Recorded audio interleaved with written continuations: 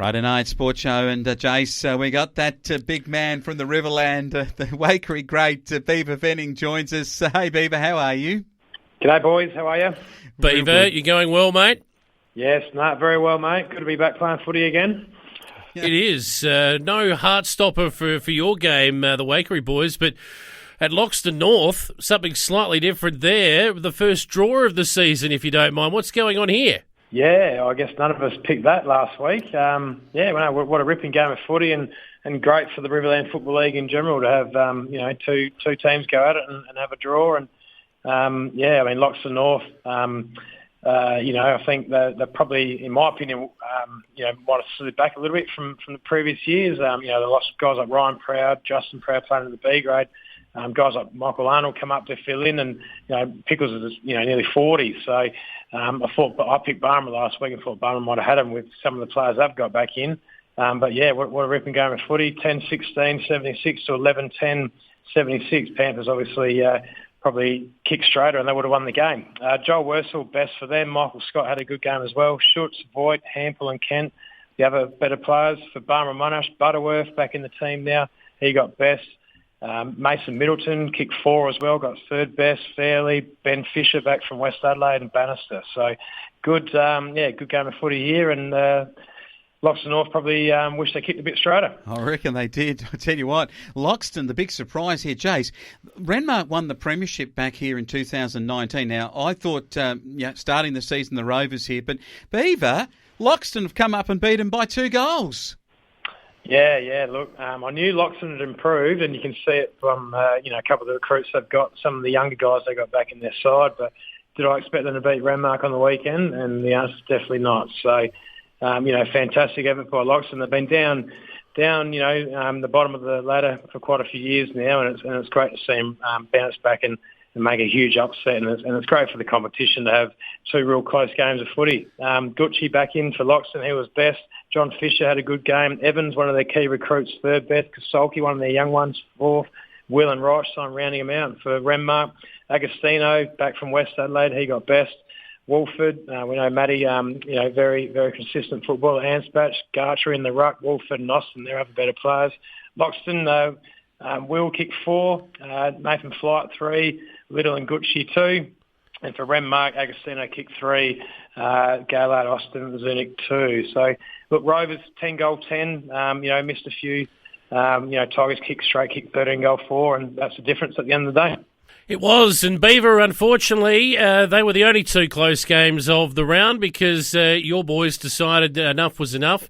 17-10, 1-12, Berry, 5-4-34. Are you that good, or are Berry struggling? We're pretty good. We've got a good side. Berry, I thought they were better than what they have been in the past. I thought there's definitely some good signs there for them, a few of their younger ones. They had a few out as well. Big Mumford, Big Sutherland didn't play. Tom Jolly didn't play. One of their ex-captains, Carell, didn't play. So there's a few to come back into their side as well. So they had a crack. They came out in that first quarter, and they dominated probably the first 5-10 minutes. It seemed to be down their forward line a lot, but they didn't kick those 3 goals that they had a shot at, and we went down and kicked 3 goal 4 in the later part of the first quarter, and then kicked away from there. Moons, new recruit for us, was fantastic. Got best and kicked 4. Gaiman across half-back was fantastic. Exton on the wing. Our new ruckman, Matty Taylor, was fantastic as well. Griggs and Miller across half-forward did their bit. For Berry, Krieger, Penaluna, Teasdale was great for them. Hawkins, Grieger and Rosenzweig. Goal kickers, like I mentioned, Moons kicked 4. Scotty Mumford kicked 4. Griggs 2. The rest singles. Berry, Reece Lehman did his best with a couple, the rest singles. So, now look, they did improve Berry, but obviously they've come up against Wakery, a very strong side, and an easy win in the end for the Magpies.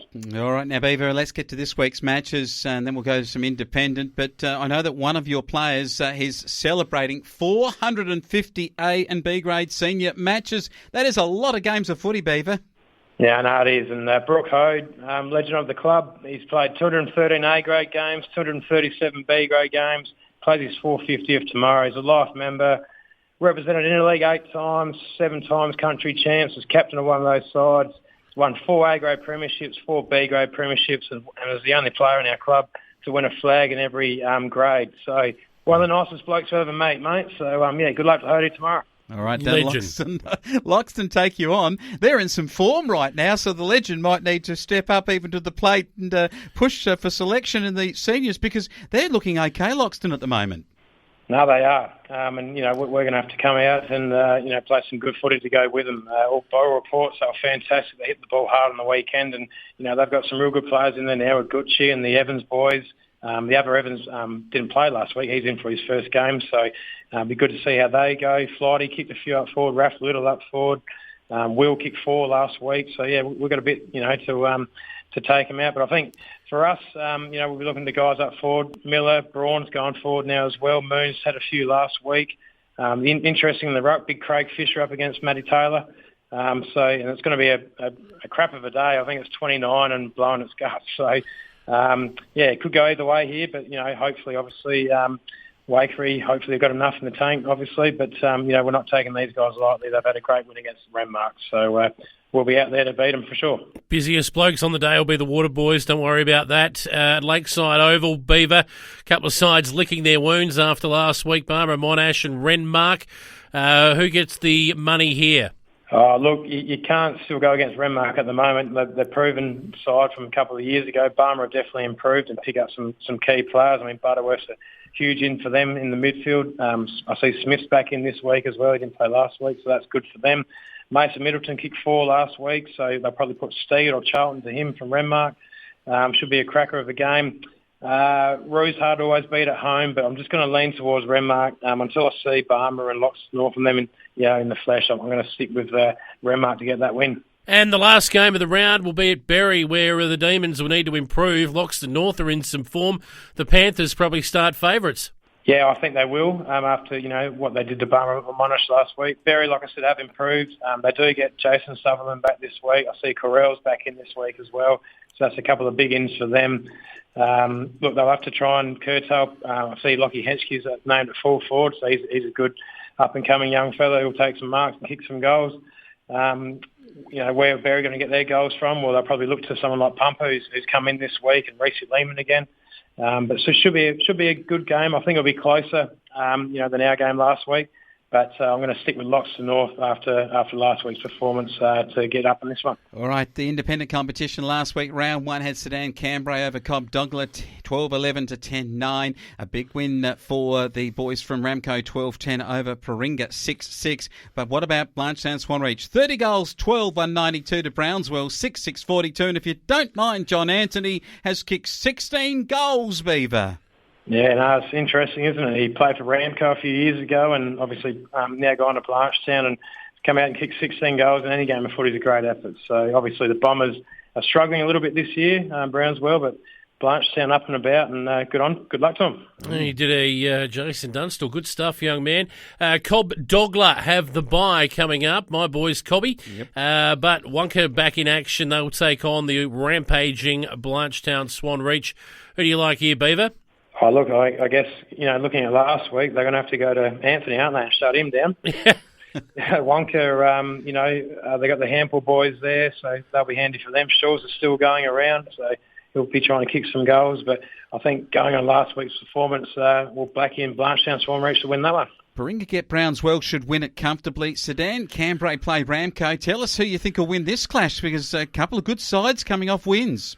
Yeah, this is a ripper, and this could be what I believe might be the grand finalists at the end of the year too. Not trying to, Yep. The rest of the bet already, but look, Ramco definitely recruited well, and I mean, Hawke back in there now kicking goals is great for Ramco. Nathan Hart across halfback does his best. Sedan Cambrai, come off a good win last week against Cobby, who have really recruited well. So, look, I'll back Ramco in to win this one away. Oh, exciting times. I tell you what, it's a bright future for Riverland football still as we watch both divisions, independent and the senior grade out of the Riverland play. And Beaver, we look forward to your comments next week on Riverland Footy. Thanks, guys.